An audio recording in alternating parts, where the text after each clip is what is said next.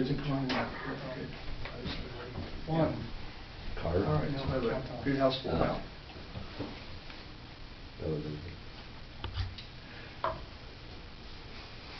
Looking down at a cemetery in the distance, you see an old man sitting there. He's on crutches.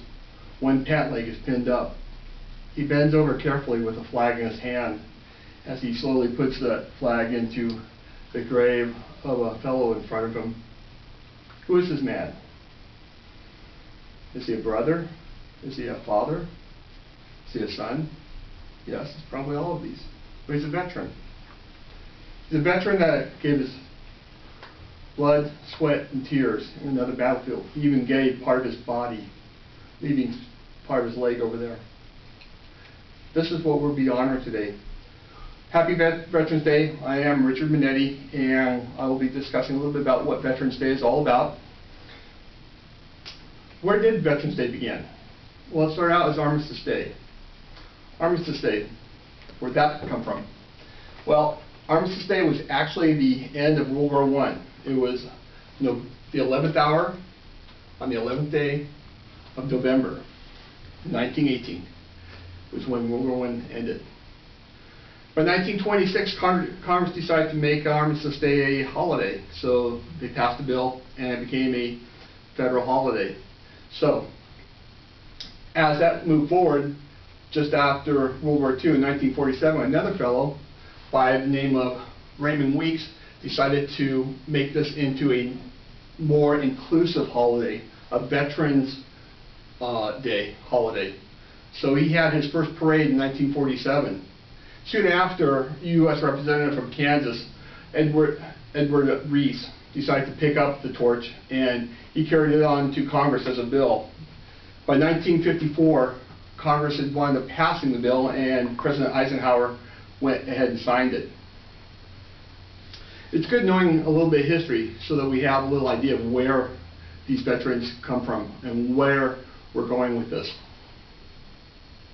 And I'd like to not just use the word celebrate, because this is more than celebrating. This is actually honoring. I mean, we are honoring these men and these women who've given their all for us. I don't know if many of you know this, but I'm a professional bagpiper. I play for the 1st Combat Engineering Expedition and the 1st Combat Engineering Battalion over Marines over in Camp Pendleton.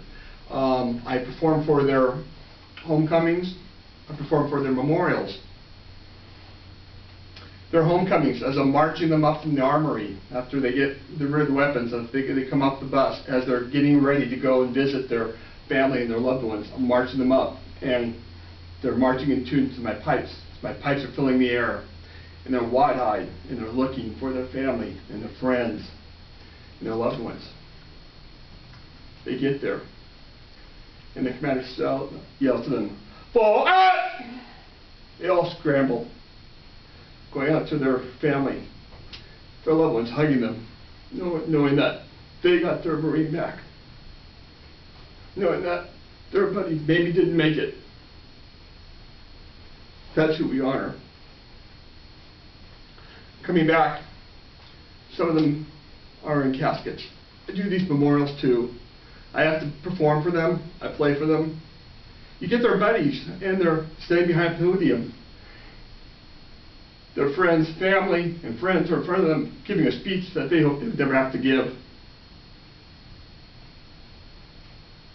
It's a tough thing. These Marines have courage. I've seen them when I've marched them up. They'll be the wounded, the soldiers, the Marines who had to come back before their friends, leaving them in the battlefield because they were wounded and mutilated. They'd be in wheelchairs, prosthetics. Their friends come in, they're excited to see their buddies they haven't seen in 3, 6, 8 months because of being home, rehabilitating, adjusting to a new life. One of these Marines, brand new prosthetics, double amputee on the legs, goes up, hugs his buddy, goes, "Man, I'm taller than you now." That's courage. That takes something that a lot of us don't have. John F. Kennedy once said, As we express our gratitude, we must never forget that the highest appreciation is not to utter words, but to live by them.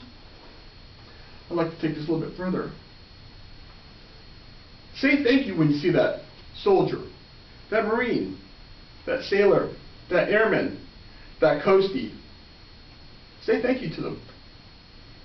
Say thank you to that old man who maybe has one leg, pant leg, pinned up on crutches. Or the other old man who looks so feeble that he looks like he can't make it from room to room, but he's wearing that ball cap. You know the guys I'm talking about. It says their ship that they served on or the unit that they were in. I mean, those are the guys that are our heroes. Those are the guys we want to honor. Say thank you to those guys. They gave just as much as these Marines that I just described. Yes, they're old. They're not how we picture a soldier or sailor or Marine to be now. But in their day, they probably had an athleticism that we would not even believe in the battlefield.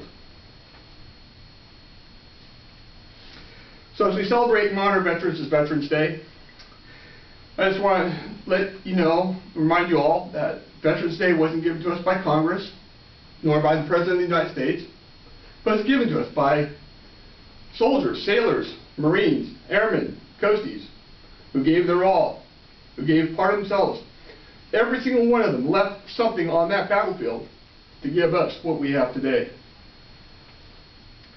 Never forget that as Americans, it took Americans to keep us free and to have what we have. A well-known reporter from World War II, Elmer Davis, quoted, "This nation will remain the land of the free only so long as it is the home of the brave." Thank you.